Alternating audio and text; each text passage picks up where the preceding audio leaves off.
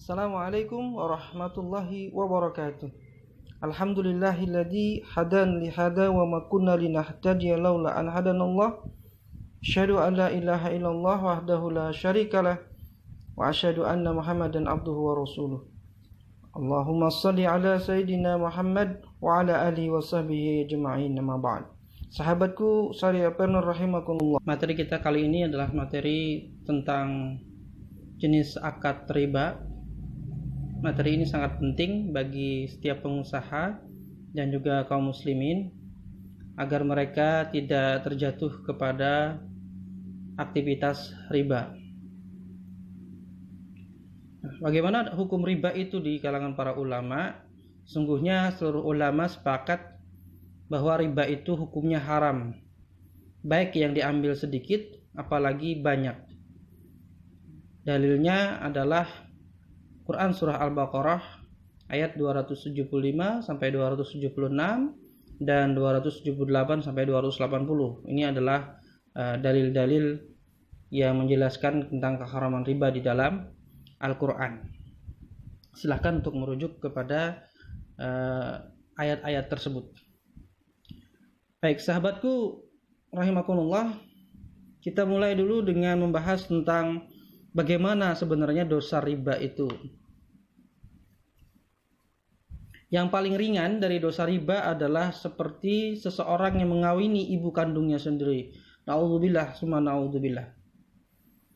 Ar-riba salasatun wa sab'una baban. Aisaruha mislu ayyankihar rajul ummahu. Riba itu memiliki 73 pintu kata Rasulullah. Yang paling ringan dosanya adalah seperti seseorang yang mengawini ibunya. Tentu saja kita sebagai seorang muslim tidak akan mungkin melakukan itu. Tapi itulah dosa riba. Seperti orang yang melakukan keharaman mengawini ibu kandungnya sendiri. Kemudian 1 dirham riba itu lebih berat dosanya daripada berzina dengan 36 pelacur atau berzina 36 kali. Dirhamun riba ya'kuluhur rajul wa huwa ya'lamu as-saddu min sittatin wa salasina janniyah. 1 dirham riba yang dimakan oleh seseorang padahal dia mengetahui itu adalah riba, as-saddu lebih berat dari 36 kali perbuatan zina. Hadis riwayat Ahmad dan Tabrani. Nauzubillah. 1 dirham riba. Mari kita lihat bagaimana ilustrasi dosa riba ini berdasarkan hadis tersebut. Ya. Misalnya, seseorang memiliki hutang riba sebesar 100 juta dengan bunga 2% saja per bulan. Maka ribanya adalah 2 juta per bulan. Nah, 1 dirham itu kurang lebih adalah 70.000 rupiah. Nah, berapa besar dosa ribanya? 2 juta dibagi 70.000 itu sama dengan 28,6. Nah, 28,6 ini kita kalikan 36 kali perbuatan zina. Maka hasilnya adalah 130 kali. Jadi orang yang melakukan utang riba sebesar 100 juta dengan bunga 2% per bulan, dosanya lebih berat dari 1030 kali berzina setiap bulan. Kalau itu dilakukan selama 1 tahun, maka silahkan dikalikan saja. Lebih dari 12.000 kali zina dilakukan dalam 1 tahun. Na'udzubillah summa na'udzubillah. Oleh karena itu, sahabatku rahimakumullah, jangan sampai kita melakukan perbuatan riba ini, karena memang dosanya na'udzubillah sangat besar sekali. Nah, sahabatku rahimakumullah, bagaimana sebenarnya riba itu? Apa sih yang disebut dengan riba itu sehingga dosanya begitu besar di sisi Allah Subhanahu wa taala? Secara bahasa, riba itu bermakna al-ziyadah. Ya. Sedangkan menurut pengertian syar'i, pengertian riba itu dapat dipahami berdasarkan dalil-dalil syara' yang menjelaskan keharuman riba. Nah, jenis riba berdasarkan nas-nas syara' yang menjelaskan tentang riba, diperoleh kesimpulan bahwa riba itu ada 4 jenisnya. Yang pertama adalah riba nasi'ah, kemudian riba fadl, riba yad, dan riba qard. Nah, ini akan kita jelaskan satu persatu. Apa yang dimaksud dengan riba nasi'ah? Riba nasi'ah adalah tambahan yang diambil karena penundaan pembayaran utang, pinjaman. Tambahan terhadap pinjaman atau utang itu karena adanya penambahan waktu atau tempo pembayaran. Jadi misalnya orang berutang 1 bulan, kemudian jatuh temponya tidak bisa membayar, minta tambahan waktu, kemudian si pemberi utang mengatakan kalau begitu diberikan tambahan 10% atau dikenakan denda. Nah, itu masuk kategori riba nasi'ah. Dalilnya apa? Dalilnya dalam hadis riwayat Muslim, ar-riba fin nasi'ah. Riba itu dalam nasi'ah. Nasi'ah itu artinya penundaan atau tempo tadi. Ala innamar riba fin nasi'ah. Ingatlah sesungguhnya riba itu ada di dalam nasi'ah, ya, penundaan tadi. Nah, contohnya A meminjamkan uang 100 juta kepada B untuk jangka waktu 1 bulan. Kalau B terlambat mengembalikan, artinya waktu ditambah, maka B harus membayar tambahan juga sebesar 10% dari jumlah pinjamannya. Ini adalah riba nasi'ah. Ini yang pertama. Kemudian yang kedua adalah riba qard, riba pinjaman atau riba utang. Pengertiannya adalah meminjam uang atau barang kepada seseorang dengan syarat ada kelebihan atau keuntungan yang harus diberikan oleh peminjam kepada si pemberi pinjaman. Ya, dalilnya adalah Rasulullah SAW bersabda, bila ada yang memberikan pinjaman, uang maupun barang, maka janganlah ia menerima hadiah dari yang meminjamkan itu. Hadis riwayat Bukhari.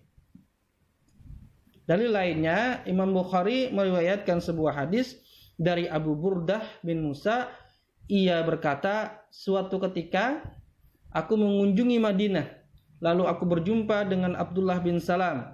Lantas orang ini berkata kepadaku, sesungguhnya engkau berada di suatu tempat yang di sana praktek riba telah merajalela.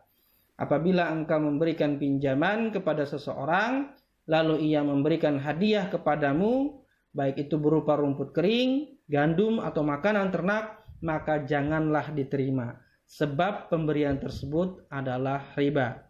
Hadis sahih riwayat Bukhari. Itu adalah yang kedua, jenis riba yang kedua, yaitu riba pinjaman. Kemudian selanjutnya jenis riba adalah riba yad. Riba yad disebabkan karena adanya penundaan atau diserahkan tidak secara langsung kontan pada pertukaran barang-barang ribawi. Dengan kata lain, kedua belah pihak yang melakukan pertukaran uang ataupun barang itu telah berpisah dari tempat akad sebelum diadakannya serah terima dari barang-barang tersebut. Nah, ini berlaku kepada barang-barang ribawi. Contohnya, jual beli emas secara kredit. Jual beli emas secara kredit. Ya, emasnya ada, uangnya belakangan. Atau uangnya ada, emasnya belakangan. Kemudian contoh lainnya adalah pertukaran gandum dengan gandum secara tempo. Gandum tidak diserahkan secara tunai ketika dipertukarkan dengan gandum juga. Kemudian pertukaran garam dengan garam secara tempo. Ini semua adalah terkategori ke dalam riba yad. Ya. Dalilnya apa? Dalilnya adalah hadis riwayat Bukhari dari Umar bin Khattab. Az-zahabu bil-zahabi riban illa ha'a wa ha'a wal buru bil bur riba illa ha'a wa ha'a wat tamru bit tamri riba illa ha'a wa ha'a Wasyairu bisyair riba illa ha'a wa ha'a. Emas dengan emas itu riba kecuali diserahkan secara langsung. Gandum dengan gandum itu riba kecuali diserahkan secara langsung. Kurma dengan kurma itu riba kecuali diserahkan secara langsung. Syair dengan syair itu sejenis gandum, ya, jawawut, itu juga riba kecuali diserahkan secara langsung. Itu yang keempat, itu yang ketiga dari jenis riba. Yang keempat itu adalah riba fadl. Riba fadl adalah riba yang diambil dari kelebihan pertukaran barang sejenis yang ditetapkan oleh syariat. Dalilnya, az-zahabu bil-zahabi wal-fiddah bil-fiddah wal-bur bil-bur wasyair bil-syair wat-tamr bil-tamr wal-milhu bil-milhi mislan bimislin sawaan bisawain yadan biyadin fa'idah talafat hadihil asnaf fabi'u kaifa si'tum idza kana yadan biyadin. Emas dengan emas, perak dengan perak, gandum dengan gandum, syair dengan syair, kurma dengan kurma, garam dengan garam, harus semisal, setara. Semisal, setara, kemudian dari tangan ke tangan atau kontan langsung. Maka jika berbeda dari jenis-jenis ini, maka jualah sesuka kalian jika dilakukan secara kontan atau langsung. Nah, inilah jenis-jenis barang yang tidak boleh dipertukarkan kecuali dengan jalan secara langsung atau kontan. Nah, kalau barang-barang ini dipertukarkan sesama jenisnya itu kemudian tidak semisal, tidak setara, itulah yang disebut dengan riba fadl.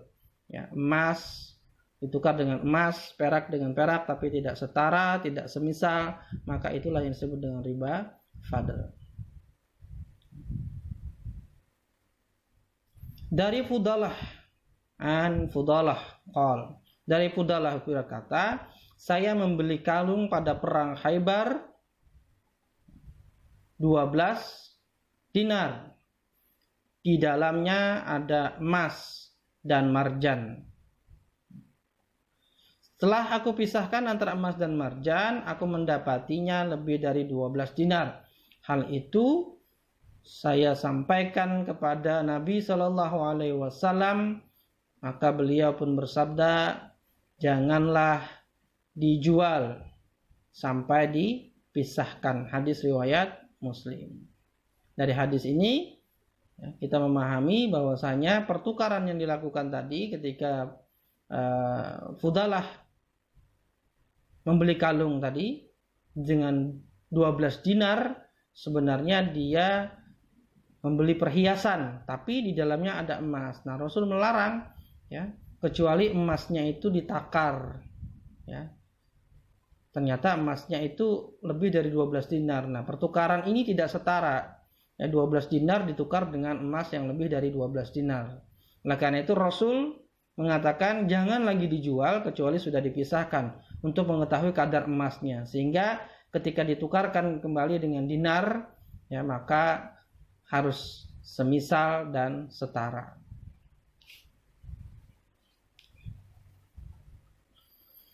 Jadi riba fadl ini terjadi pada pertukaran, ya, ataupun jual beli dari 6 jenis barang ribawi jika dilakukan tidak semisal dan juga tidak setara. Semisal dan setara. Emas, perak, gandum, ya, syair, kurma, dan garam. Emas misalnya, emas 24 karat 1 gram, maka ketika dipertukarkan itu juga harus dengan emas 24 karat 1 gram. Tidak boleh kemudian emas 20 karat 1 gram ditukarkan dengan emas 24 karat 1 gram. Itu artinya pertukaran yang tidak semisal dan tidak setara. Nah, inilah yang disebut dengan riba fadl. Begitu juga dengan pertukaran jenis-jenis barang ribawi yang lainnya. Oleh karena itu, di dalam fikih terdapat ketentuan dalam pertukaran 6 barang ribawi ini, ya, kalau sama jenisnya maka harus semisal, setakar, dan kontan. Tidak sama jenis maka syaratnya hanya kontan saja, tidak harus semisal dan setakar.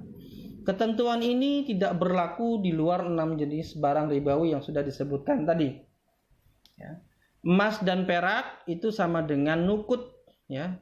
Maka emas dan perak itu sama dengan uang yang ada saat ini. Sehingga uang juga termasuk barang ribawi karena ada ilat naqdiyahnya, ilat sebagai mata uang.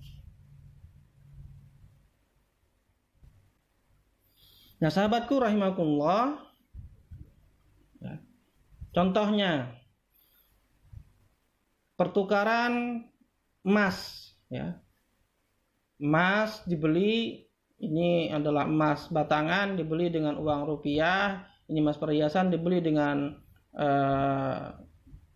rupiah, tapi secara kredit, maka hukumnya adalah riba, ya, riba yad.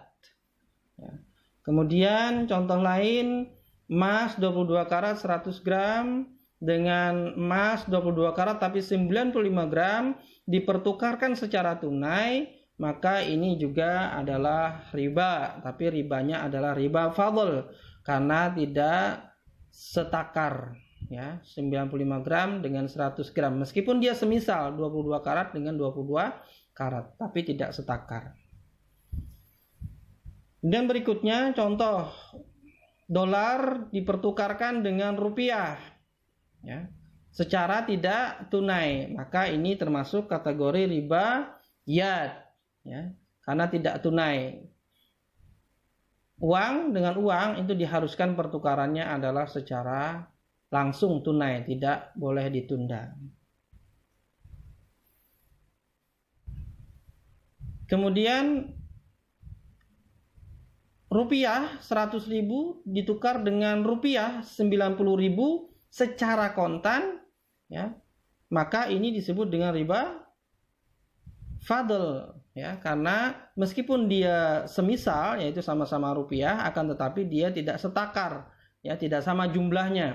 Harusnya kalau mau dipertukarkan ditambah lagi 10.000 rupiah, jadi 100.000 pecahan dengan 100.000 satu lembar secara tunai, maka tidak terjadi riba. Tapi kalau 100.000 dipertukarkan dengan 90.000, maka inilah yang disebut dengan riba fadl.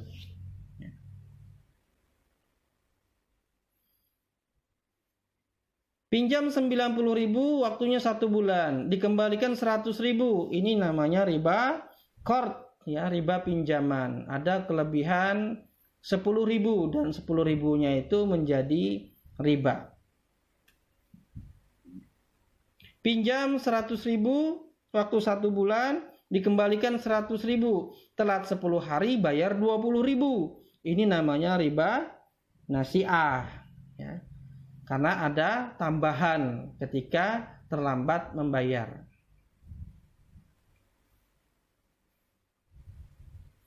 Perhiasan baru 22 karat 100 gram dipertukarkan secara tunai dengan perhiasan lama 22 karat 100 gram. Lihat, setara, ya, 100 gram semisal 22 karat dipertukarkan secara tunai tapi ada tambahan 200.000. Ini juga termasuk dalam riba fadl karena ada tambahan. Akhirnya tidak lagi semisal, ya, tidak lagi setara, ya, karena 100 gram di sini, ya, harus ditambahkan dengan 200.000. Akhirnya tidak setara. Padahal riba fadl itu adalah pertukaran yang terjadi karena barang ribawi ini dipertukarkan tidak setara. Nah, sahabatku rahimakumullah, untuk memudahkan saya buatkan skema untuk memahami riba ini. Riba itu bisa terjadi pada jual beli, juga bisa terjadi pada utang piutang. Yang terjadi pada jual beli itu ada 3 jenis riba. Ada riba fadl, riba iyad, riba nasi'ah. Contohnya pertukaran sejenis 6 barang ribawi yang tidak semisal dan setara. Emas 10 gram ditukar dengan emas 8 gram. Ini riba fadl. Kemudian pertukaran 6 barang ribawi yang dilakukan tidak kontan. Contoh, perak 10 gram ditukar dengan perak 10 gram tapi tidak tunai. Ini riba iyad. Kemudian tambahan atas terlambatnya pembayaran utang. Ini riba nasi'ah. Beli motor dengan cicilan. Kalau terlambat ada tambahan 5%. Ya, ini riba nasi'ah. Pinjam 1 juta. Terlambat bayar tambahan 10%. Ini juga riba nasi'ah. Nah, riba juga bisa terjadi pada utang piutang. Ya. Bisa bentuknya riba nasi'ah. Bisa bentuknya riba qard. Riba pinjaman. Yaitu tambahan atau manfaat atas pokok pinjaman. Ya, atau utang, pinjam beras 10 kilo, kembalikan 11 kilo. Misalnya, pinjam uang 10 juta, kembalikan 11 juta. Ini adalah contoh dari riba qard. Nah, demikianlah sahabatku semua terkait dengan materi kita riba, ya, dan jenis-jenis akad yang terjadi pada riba itu sendiri. Subhanallah, begitu besar dosa riba. Oleh karenanya, Syariahpreneur sahabatku semua, kita harus bisa meninggalkan riba ini dan harus bisa menjauhinya. Jangan sampai kita jatuh dan melakukan dosa yang sangat besar ini. Hadanallahu wa iyyakum ajma'in. Subhanakallahumma wa bihamdika, asyhadu an la ilaha illa anta, astaghfiruka wa atubu ilaik. Assalamualaikum warahmatullahi wabarakatuh.